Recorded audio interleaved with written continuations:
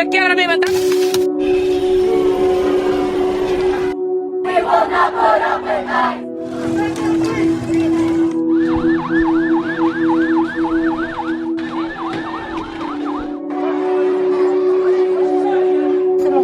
No. Okay.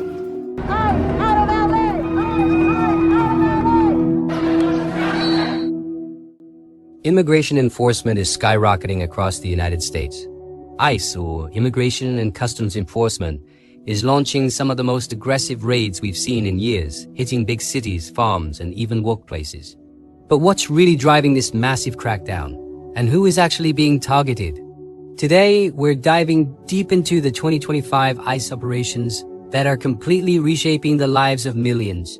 This year alone, ICE agents have descended on over a dozen major U.S. cities. Officially, some of these operations are targeted at individuals with criminal records, but many others are sweeping up workers who say they were just trying to earn a living.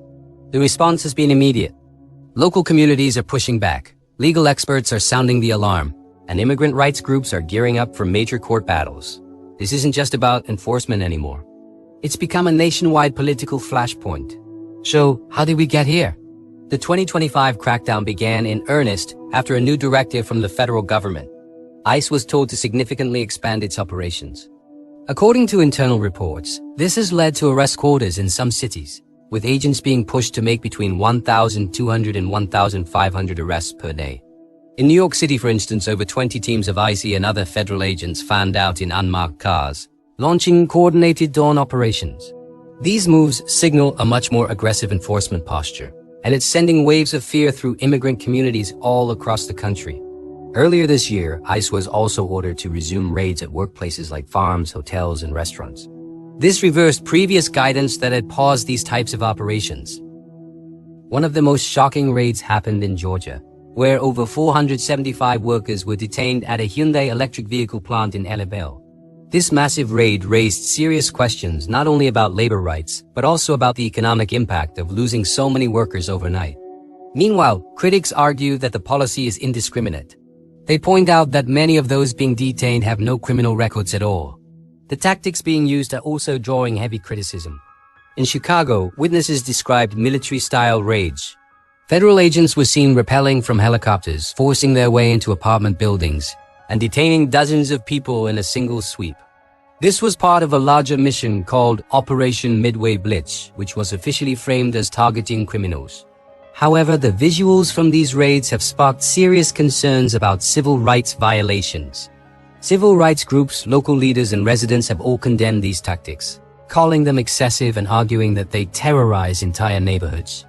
This crackdown is especially controversial in what are known as sanctuary cities, places like Chicago and New York that have policies limiting their cooperation with federal immigration authorities. It seems these cities are now being heavily targeted. At the same time, critics continue to argue that quotas are the real driver behind this surge in enforcement, with ICE officers reportedly receiving orders to meet aggressive arrest goals. In response, immigrant rights organizations are fighting back hard. They're filing lawsuits, organizing legal defense networks, and demanding greater protection for vulnerable communities. These immigration raids aren't just about individuals.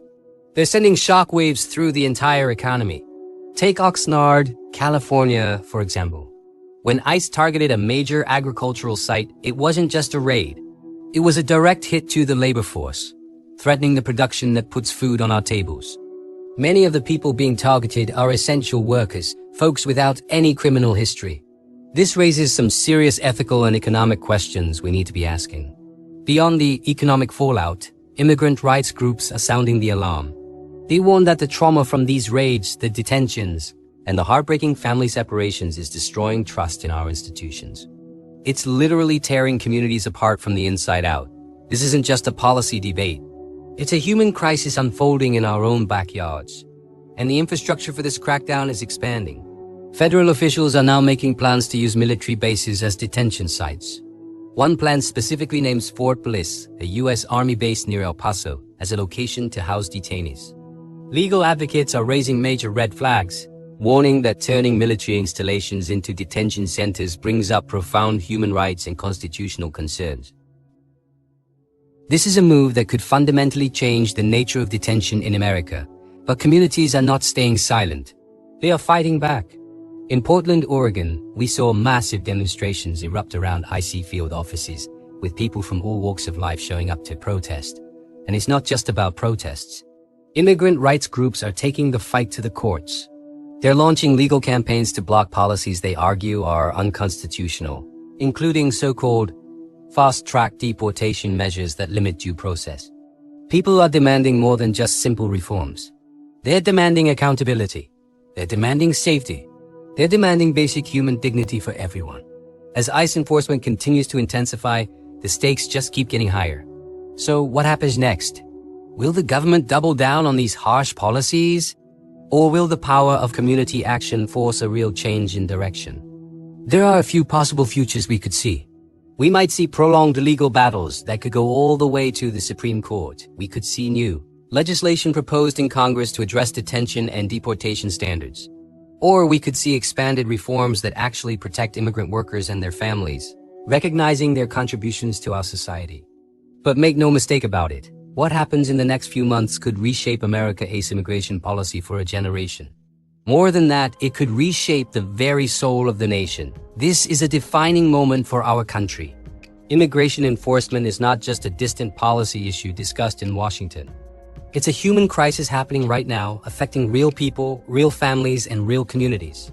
If you found this breakdown insightful and want to keep exploring these crucial issues, hit that like button and subscribe to Spirit of Joy. We want to hear from you, so join the conversation in the comments below. How should America balance law, compassion, and safety? Because when policy meets people, that's where real change begins. Thanks for watching.